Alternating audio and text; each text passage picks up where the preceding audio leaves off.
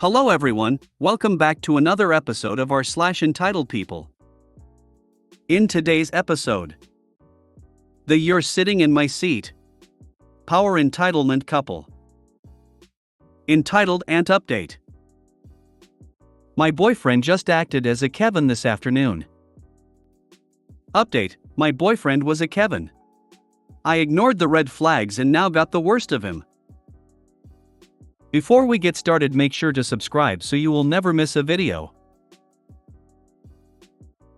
So let's get started. The You're Sitting in My Seat Power Entitlement Couple. I had the seat 1A booked on both of my flights. Yes, I got a deal on first class and flew sitting in the first seat on the plane. I was thrilled. First flight, great seatmates. Second flight, problematic people. I got in my seat. A few minutes later, a couple with the husband wearing a Berkeley sweatshirt and jeans and a wife dressed in designer duds got on and started immediately insisting I was sitting in one of their assigned seats. They had tickets for 1B and 1C and insisted that 1A was the aisle seat. Told them they were wrong. Pointed to the sign showing which seat was which. They got the flight attendant, who confirmed that I was in the correct seat and they were middle and aisle, not I, copacetic? Right? Nope. They started complaining to the flight attendants that I was too fat and was crowding the husband. I may be fluffy, but I can fit in the seat easy on a regular seat, much less these wide ones, and put on the seatbelt and pull it in some. I wasn't touching him. The flight attendants moved them, not I, to right behind me. So I ended up with a full empty 3 oversized seats. I made sure to stretch out over all 3 and take the most glorious and petty power nap of all times. They moaned about how unfair it was, how I should never have been allowed to sit near them, I should have been moved, etc., etc. This is why it pays to be nice to others, even others you don't particularly like much. They sat crowded in with someone else fluffy, ignored by the flight attendants while I lolled about napping. I take napping oh so seriously. I think they must have exhibited that same very bad attitude going through customs because I passed them having their baggage pulled apart and inspected while a customs agent grilled them. Karma is real. Still laughing thinking about it. The best of your revenge? You didn't do anything. Congrats. OP didn't do anything, including fly first class. Every first class I've seen has single rows. There may be some janky airline like Spirit that has 2 in a row, but none have 3 and call it first class. I hope the customs agent was twice your size and sweating profusely as he yanked their cardigan sweaters from their bag. Entitled Ant Update. If you want the full timeline, it's available on my profile. Update: as of February 1st, the first anniversary of my mom's death was yesterday. Only one person reached out about, sent any condolences, and checked in on me. It was Aunt 1. I went to my grandparents' grave where we spread her ashes and burned a pack of cigarettes for Mom. They've stopped selling her brand sometime this year and I didn't know until I tried to search for a pack. I went with the closest thing I remember Mom getting when she couldn't get them before. Went with my roommate and ranted while burning the cigarettes and chatting about Mom and the family. Updated them on what was going on, I guess. Went home, made some of Mom's no-bake cookies and flubbed the recipe a little bit. Didn't add enough peanut butter, but they were still good, just a little less sweet than planned. I know how to do it better for next time. The biggest update started today, the day after the anniversary, and is still kind of going on. At one point today, all of a sudden, my family started spam calling me and spam messaging me asking, "Are you okay? Where are you?" Obviously, I was very confused and worried. When I answered back saying yeah, at home working. Why, I only got "okay, just checking in. I love you" from basically everyone. Again, very confusing.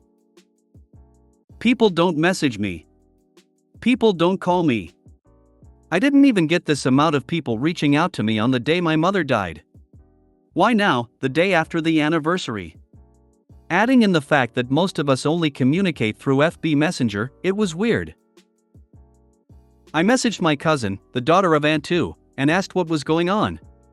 She said that Aunt 2 got a call from a psych ward I went to in the summer when I got Baker acted, and, without having a voicemail from them or message, she started spamming that I must be in the psych ward again because she was my emergency contact for them. She's not my emergency contact, Aunt 3 is. She must have tried to call me only to realize she was blocked, so she started reaching out to everyone else to see if I was okay. That's not the biggest part either. Aunt 3 was also one of the people spam calling. I don't doubt Aunt 2 reached out to her. So, armed with the knowledge from my cousin, I asked Aunt 3 what was going on. Same answer from the others. Just checking in, love you. Nah, we're not doing this. I know it's shit of me to try and catch her in a lie, but what else was I going to do to get answers? I knew she was going to lie and she did. I'm so done with everyone and the constant lying. I called her out on it. I told her that everyone suddenly started spamming me the same thing. What was going on? This was all through text. Aunt 3, oh, everyone is just checking in on you about the anniversary. Me, the anniversary was yesterday. Aunt 3, I was going to say something yesterday but I didn't want to make you more upset. Me, I got multiple messages all at once asking if I was okay and calls and voicemails from multiple people all at the same time. Everyone would not do it all at once unless something sparked them to. What is going on? Aunt 3, this is why I called, you are loved. Me, Aunt, what is going on? Y'all are scaring me.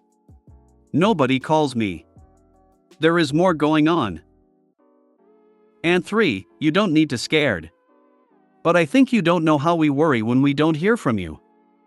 I know you isolate, but it is scary if we can't reach you or be able to text roommate and say is she okay. Also, I don't call unless my text isn't answered because I respect you preferring text. But yesterday was a big day for you and the rest of us. Me, nobody called me yesterday. I would believe you if people suddenly started calling me yesterday. I made several Facebook posts. It's obvious I was active yesterday. Nobody calls me. Nobody reaches out to me. You are literally the only one with any sort of consistency. If it was about yesterday, I would not have those that reached out today repeating, "Are you okay? Where are you?" I did not have this amount of people trying to call me when mom died. I don't expect that amount on her anniversary. I'm scared because obviously something set all of you off to call me out of nowhere the day after the anniversary with everyone saying the same thing and no one giving me answers. Aunt 3, we were with you when she died. I'll call you later. Please don't let this upset you. She wasn't there until 2 days after. Me, I don't think you understand how little people reach out to me in general for this to worry me. I don't mean to sound angry or anything, and I'm sorry if I do. No one is giving me answers. I'm worried and frustrated. It's been "glad you're okay, love you" each time after me asking why. It's not even the anniversary. It's literally the day after. Aunt 1 is the only person who reached out yesterday. Aunt 3, this is all I have on this. Me, cousin told me Aunt 2 got a call from the psych ward and thought it may have been about me, and I'm guessing that when she tried to reach out to me about it, she forgot she was blocked. Aunt 3, good guess. Here's the thing. The main point you are missing is that your Aunt 2 loves you. Cares a lot about you. This thing between you two is just that. I have too much shit I'm dealing with on a daily basis to take part in that. I won't discuss it with either of you. The other takeaway is you say they don't reach out to you, these people who love you. But that phone works both ways. When was the last time you called any of us if you didn't have a question or needed help in some way? I am done with this conversation. Listen, I know I don't reach out to them, but why the hell would I before? I never saw them more than once a year before any of this, and as soon as the novelty of my mom's passing was over, every single one of them stopped answering any messages I sent out. Why should I contact them in that case? On top of that, she didn't refute it. Didn't argue. Was keeping the real truth from me and dropped the loving aunt act the second she realized I knew the truth. Obviously, there's more said after, but it's multiple lines of text exchanges that boils down to her going, "I will block you if you keep on with the Aunt 3 thing and don't apologize to her." Welp. Okay. I see where I stand. Already saw it, but damn if the water didn't reveal the fool's gold. Aunt 3, I do want to apologize about not telling you about Aunt 2's call that had us worried. I quite honestly did not want to set you off about her. You have had an emotional year. I hope this year will be better for you. Me, I would have understood about it. The psych wards call and ask for updates over time. I would have listened and just said I was okay. They were probably doing a check-in if I had been talked to straight up. I'm not being set off about her. It's the fact that people keep asking me to make up with her without understanding where I'm at and how hurt I am that sets me off and pisses me off. If I had been asked if I was okay by anyone because Aunt 2 got worried, I would have said I'm okay. Would have unblocked her long enough to reassure her, then block again and go back about my day. It's the fact that I knew you were lying the second you said it was about the anniversary because it wasn't. And you lied to my face about it. Aunt 3, well, everyone lies including you, and it was a lie at a time when I was in the middle of a lot, but I stepped out to call and check on you. As I said, I wasn't thinking, but I had the maturity to apologize. I also have had an emotional year. Me, I keep trying to explain why I don't want to make up with Aunt 2 because I keep getting pushed to, and it turns into a whole issue of basically being told my feelings are not valid. I don't want to make up right now. I don't know when I will. That's why keeps setting me off. No one will listen. This is not the kind of thing anyone should lie about. White lies to protect someone else's feelings turns into a much bigger thing when that person finds out they're being lied to by someone they thought they had in their corner. This wasn't a white lie situation. And 3, I was protecting me. Me, all of you scared me. I thought maybe someone thought I'd offed myself or something, or that someone thought I got into an accident, only for everyone to turn around immediately after and go, "Just checking in, smiley face." That wasn't you protecting you. You absolutely know I would not have done anything.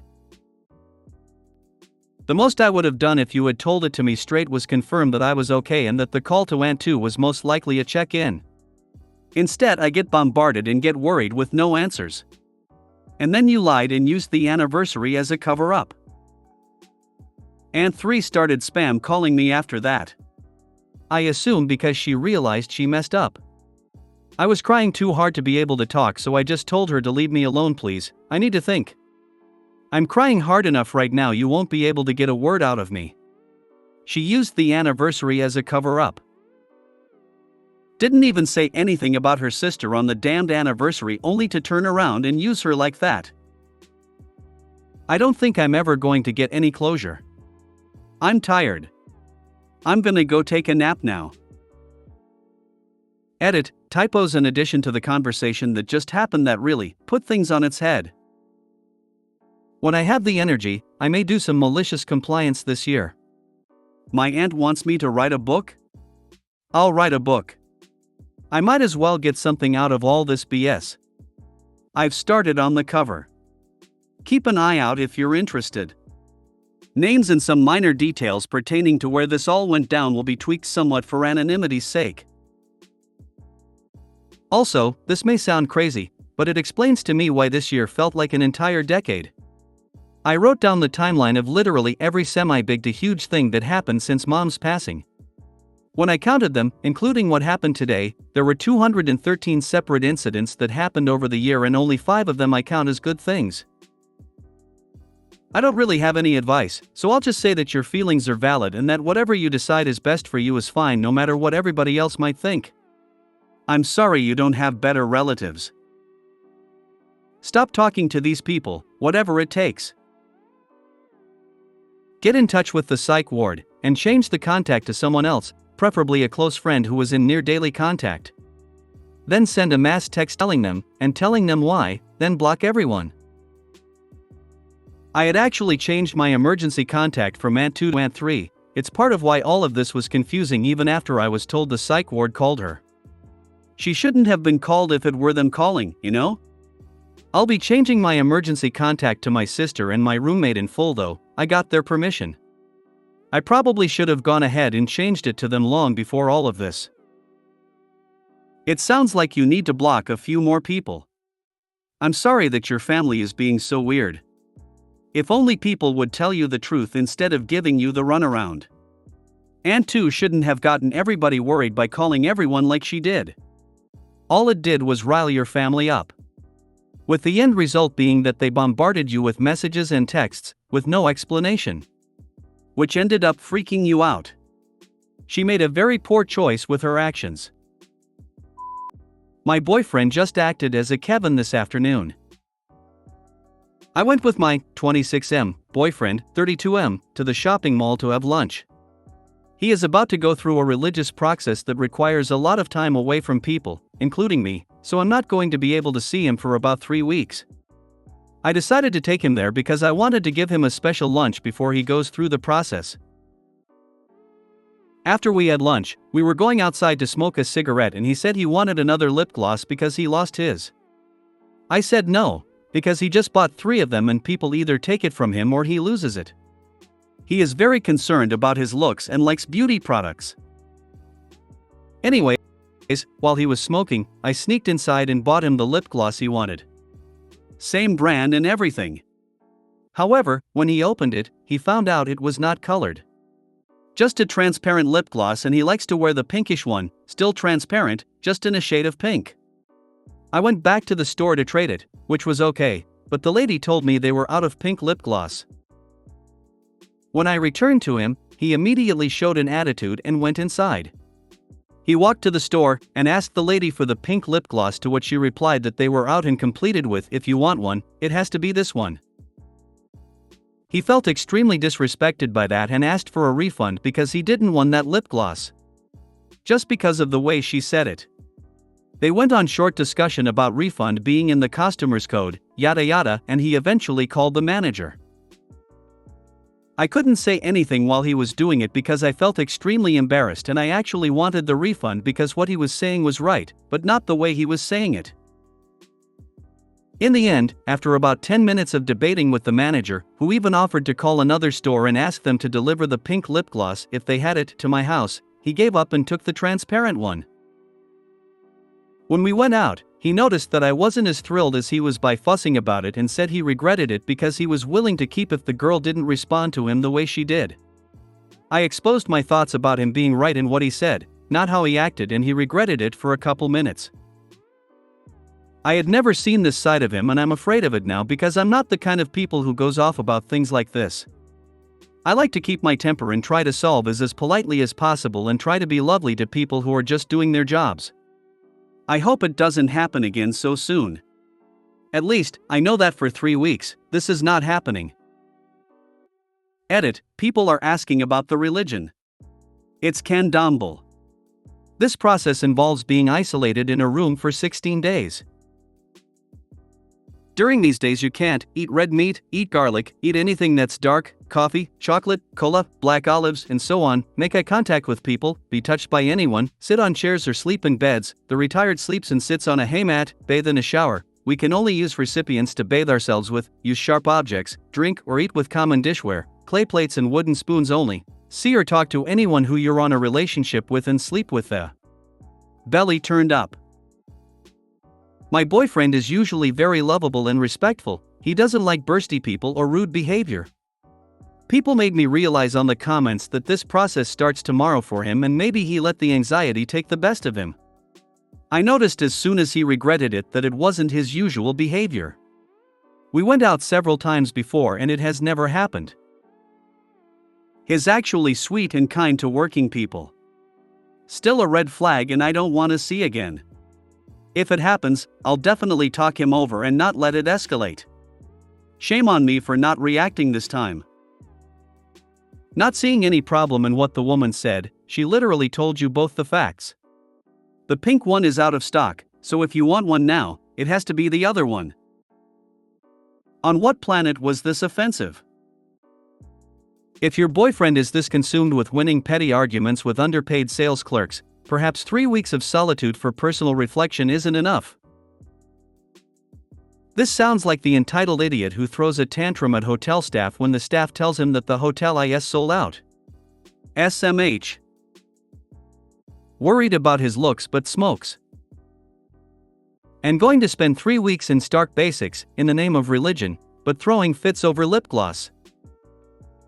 I'm sorry, but what religious process is he going through? Are they going to make him less of a douche nozzle? Unless he is joining the Church of Satan, there's no way he would be less of a douche after the process. Update: my boyfriend was a Kevin. I ignored the red flags and now got the worst of him. You may or may not remember me for the not so popular post about my boyfriend freaking out with a shop worker because of a lip gloss. We broke up no long after that. You can read about it here. So, he, M33, was my, M26, ex-boyfriend already before this happened. I had to take a trip and asked if I could stay at his apartment for a couple days and he was okay with it. There was no expectations on returning with our relationship, we were just good friends now. Today, we decided to go to the shopping mall and he bought me a shirt for Christmas. I was really thankful. My mother had sent me some money to buy my tickets home and I already did, so I had some spare money and decided to buy him a perfume since he loves it. We chose a perfume and bought it and he was joyful, but as we walked by the window of a different store, he says, "PF, psycho friend, I wanted that one." I checked out and the price was $400 more than the one I bought him. I knew he was joking, so I playfully said, "Me, take your doctor's salary and buy it yourself then." PF, still playful as well. Oof, my salary next month is already gone. Me, still trying to be playful, so is my money. I bought this with what was left from my tickets money and now my mom's gonna be mad when I have to explain to her where did the money go. PF, that's your problem. Me, you need to stop making gentleness sound like that's your problem. It makes people not interested in gifting you anything. PF, you know what else reduced interest? Throws the bag with the perfume at my feet, shoving in people's face that you spent money with them. At this point, I recognized that I said something I shouldn't and tried to apologize. I didn't think it through before saying it and begged him to take the gift back. He kept shoving me away and saying I should sell it to buy my tickets, which, again, I had already bought. He apparently thought I said I wouldn't be able to buy them. As he was requesting the Uber to take us home, I decided to give up and just went back to the store and returned the perfume. Thankfully, I got a full refund. He called me as soon as I finished the transaction with the worker and said the Uber arrived. I went to the car, got my headphones on and listened to music all the way home. When we got to his apartment, I asked him if he wanted to say something or just let it die. He said that I should never again say something like that to a person again and I agreed, apologized, and just said that it was a mistake. And then he proceeded. PF, that's why no one likes you. He was referring to our House of the Saints, the temple and fraternity of our religion, Candomblé. That hurt a lot, because I know I'm not the most beloved one in the house. I have some problems with maturity that most people think I want to justify because of my ADHD, which I personally don't. Our father actually used that in the beginning to help people try to understand me, but that was 2 years back in the past and nowadays and don't want anyone to pity me because of my disorders. Well, I shut myself and sat down to have dinner as he kept talking about how I wanted people to pity me, to make myself a victim because I was crazy. And then I let out. Me, just me? PF, I don't want to hear you. I'm in my house and I don't want to be bothered here. Me, so you're just gonna throw that petty argument? PF, what? Me, you're just gonna throw that petty argument that you're in your house so you can humiliate me however you want? He totally freaked out after that and told me to leave while screaming the same things over and over, about how I am unloved and unwanted. I packed my stuff and called an Uber to come to a hostel nearby. While I was trying to book the hostel, he asked why I wasn't leaving, and I told him what I was doing. He told me I should leave immediately or he would throw my stuff out of the window. I asked him for only a few minutes of patience because I was trying to confirm the reservation and would leave as soon as it was done, no more than 2 minutes. I recognize I should have left sooner as he told me, but we're in Rio de Janeiro, Brazil. You can't hold your phone in Rio's streets for more than 2 minutes without having it stolen. And would not be on the streets only with my phone, but my luggage, which includes my computer and a lot important items. That's why I insisted in a little more patience. At this moment, he threatened to actually throw my stuff out of the window and I blocked his way. That's when he said that if I didn't get away from him, he would hit me. Now, I'm about 15 centimeters taller than him and not the skinniest guy, although he's chubbier, but when I stood up to that, a little fear crossed his eyes. I knew he was beaten by an ex before and backed off, saying I would never lay hands on him unless it was to fight back. He gave up on the aggression threats and just told me go leave ASAP. I finally confirmed the reservation and called an Uber. While leaving, I tried to thank him for the time he let me stay there and apologized again for the inconveniences. However, he went on the same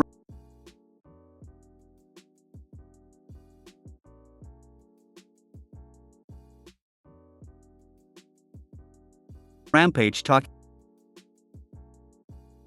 about me being crazy, unwanted, and unloved.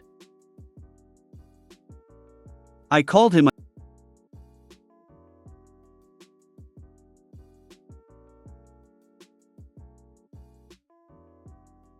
a hypocrite and left. He's a hypocrite because no one can stand him in the house of the saints either. He's rather pompous and arrogant. People beard him because he was my boyfriend, and I'm not known for being the calmest brother if someone talks shit about my friends, let alone a boyfriend. He pretends to like his mother, but when he's next to her, he treats her like a peasant. None of his brothers have contact with him anymore, because he considers himself superior after finishing medicine school and mistreated them all to the point they don't want anything to do with him. The only people who love him are the people he now works with, because they don't live with his personal side, only the professional one, and he is quite a good professional. I'd say he's the best I've ever known, I'll give him that. But his personal life sucks, because he thinks he's better than anyone else who doesn't have a career as successful as his. I'm now laying at the hostel thinking to myself that this sucked. I could have been someone better and tried my best not let things escalate, but he got on my nerves. And I'm suddenly really relieved that our relationship ended, because I could never build a life with someone who freaks out over stupid comments like that. I know I had my share in this problem, but I was trying to apologize all the time and not make it this aggressive, but he was all the time screaming and trying to humiliate me. I'm just relieved it's over. Hey bro, life gets so much easier when you're not dealing with someone who feels the need to cut you down. Wishing you the best. Thanks.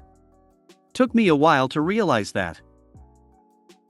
I've dealt with crazy before too. Chose to call it experience and became much more picky. Failed again, but not because of insanity, just didn't work out. Be nice to those who deserve it. Walk away from all others. Off track a little, but I love staying at hostels. He should have gotten one to begin with. If you made it to the end of the video, thanks for watching. Don't forget to like, subscribe and share, and we will see you in the next video.